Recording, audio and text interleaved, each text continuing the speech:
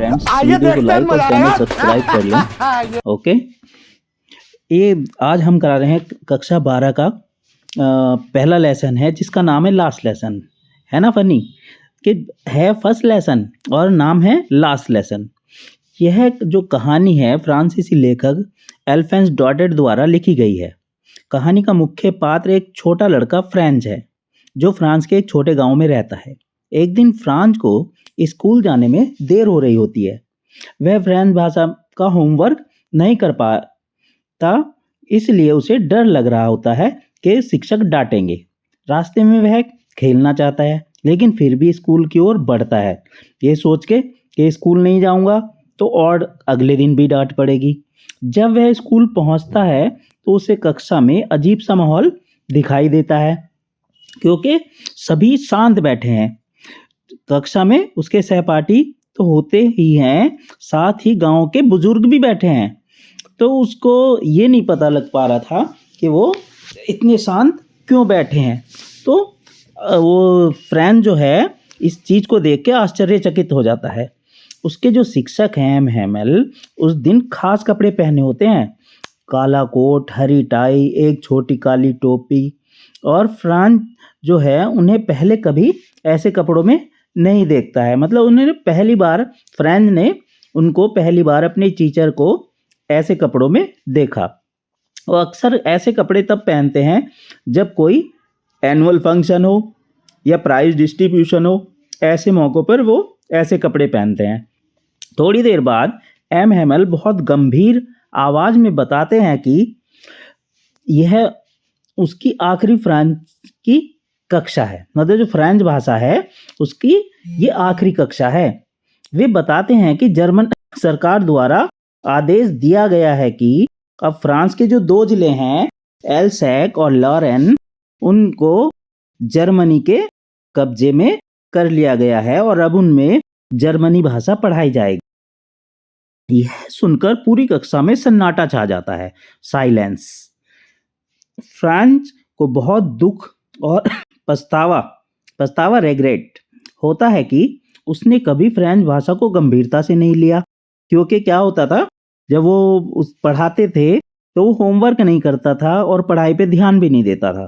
इसलिए उसे बहुत रेग्रेट हो रहा है, बहुत पछतावा हो रहा है। उसे अब समझ में आता है कि उसने अपना समय बर्बाद किया है। मतलब उसने अपना टाइम बर्बाद किया है और पढ़ाई को पोस्टपोन करता रहा, टालता रहा। एम हैमेल बताते हैं कि वे 40 साल से उसी स्कूल में पढ़ा रहे हैं और आज उनका आखिरी दिन है। वे कहते हैं कि लोगों को जब अपनी भाषा की कीमत समझ में आती है तब उनसे यह छीन जाती है। मतलब स्नैच वर्ड का इसमें यूज हुआ है।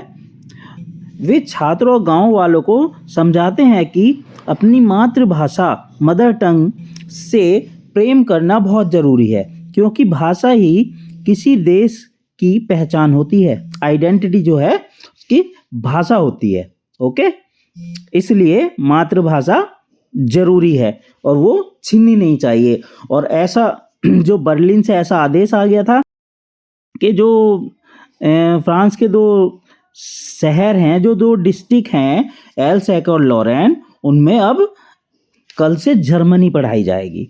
तो सब के सब बहुत हक्का बक्का रह जाते हैं, है ना। क्योंकि जो आइडेंटिटी है अपनी भाषा से होती है। जो भाषा जो है वो हमारी आत्मा होती है क्योंकि उसी से हम सारी चीज़ें समझ पाते हैं। अगर कोई देश अपनी भाषा को बचा लेता है तो वह गुलामी मतलब स्लेवरी में भी आज़ादी की चाबी की ऑफ फ्रीडम अपने पास रखता है, अगर वो अपनी भाषा को बचा लेता है। इसके बाद एम हैमेल पूरे मन से फ्रेंच पढ़ाते हैं। वे व्याकरण, ग्रामर, लेखन, राइटिंग और शब्दों के सही उच्चारण, पंक्चुएशन के बारे में बताते हैं। फ्रेंच जो है अब ध्यान से पढ़ने लगता है।